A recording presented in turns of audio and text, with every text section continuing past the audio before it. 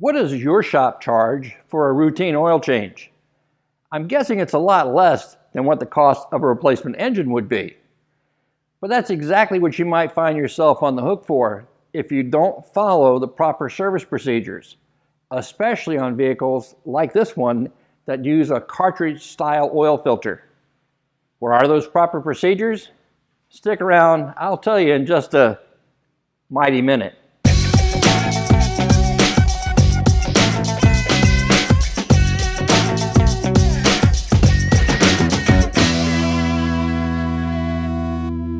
Even a minor mistake made when servicing a cartridge-type oil filter could lead to a major oil leak that may not even show itself right away.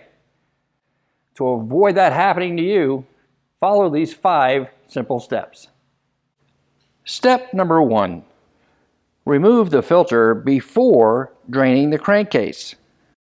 This is especially true of filters located on top of the engine. They engage an anti-drainback valve when installed, and draining the crankcase before removing the filter will allow the dirtiest oil in the engine right back into the crankcase. If not caught, it will lead to an overfill condition and contamination of any new oil added. Step number 2. Always use the right tool for the job. Channel locks are not designed to remove the oil filter caps on cartridge filters. Use the right tool for the job to avoid damage to the cap or housing assembly. Step number 3. Inspect the housing and cap for any signs of damage.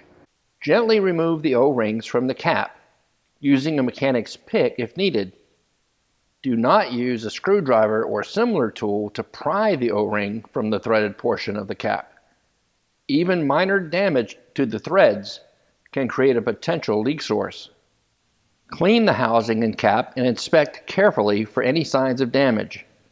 If in doubt, replace the damaged part. Step number 4. Pay attention to the details. Open the new filter package and compare the contents to the ones removed.